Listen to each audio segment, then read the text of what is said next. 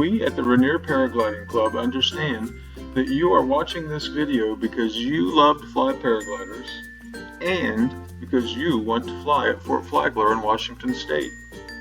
Fort Flagler is a wonderful state park. It has hundreds of acres of beautiful trees. It has gorgeous landscapes and inspiring waterscapes. This is one of the few places where watching eagles at their own level or flying with them wingtip to wingtip is actually a common occurrence. It is also the only state park in Washington where the State Parks Commission has officially approved the sport of flying paragliders. But these beauties come at a price. This is your online orientation.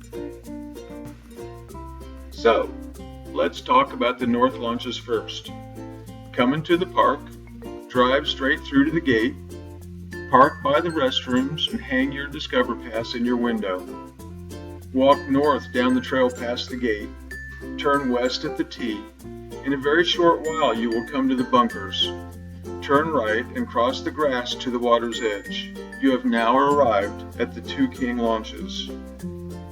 If you would have continued west just a quarter mile or so, passing the next bunker but stopping at the second, you would have arrived at the Harmon launch. So yes, there are 3 north-facing launch sites at Fort Flagler, 2 at King and 1 at Harmon. It is totally possible to fly west for another mile or so, and all of that flight from launch to landing comes with a set of rules and a set of cautions. First, the cautions. You can easily see that these are cliff launches. Cliff launches require a very special set of skills that you will not have practiced if your only flights are from a slope. If you fall from the edge of this cliff or get drugged, you will find nothing soft at the bottom.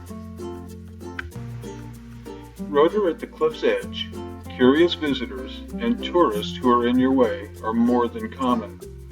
Practice your kiting skills. Kiting in rotor at the cliff's edge is its own special skill.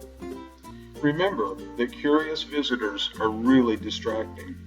They can ask you 100 questions, and while you are answering all those questions, it is way too easy to forget a leg strap. Check yourself. And don't forget that tourists will often want to be in the same place you want to be in. Remember, it is a state park. Use common courtesy and respect. Remember that you could find yourself flying quite unintentionally very close to the trees. Be careful. Fast downwind turns, rotor, and pilot miscalculations of speed or distance and wingtip location have landed pilots from beginner to instructor in these treetops. The beach is one of our 2 state-approved landing areas. Be aware that the beach has its own set of dangers. Rocks and trees often litter the beach, just waiting for that errant ankle or that settling wing. Perhaps the high tide presents the greatest danger by simply erasing your safety margin. Best said, it is just not smart to launch if the tide is high. Because of these serious cautions and the requirements of both the USPA and the state, the Rainier Paragliding Club has found it necessary to apply these rules. Pilots must be USPA members. Pilots must have the following ratings or sign-offs. They must be a P3 or a P2 with an observer or an instructor. You must have a cliff launch sign-off, a flat slope launch sign-off, and a restricted landing field sign-off. The only state-approved landing areas are top landing and the beach. Do not fly to the campground. Do not fly over the campground. And do not land in the campground picnic area except in a true emergency. This also seems to be a great time to review ridge rules. It's pretty simple. Remember that pilots approaching each other head-on veer to their right. Remember also that the ridge side pilot always has the right-of-way. When passing a slower pilot, the slow pilot is given the right-of-way.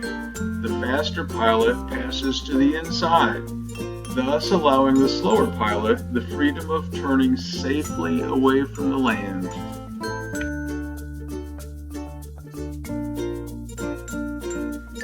Please respect our cautions and our rules. This is the only way that all of us can keep Fort Flagler open to flying.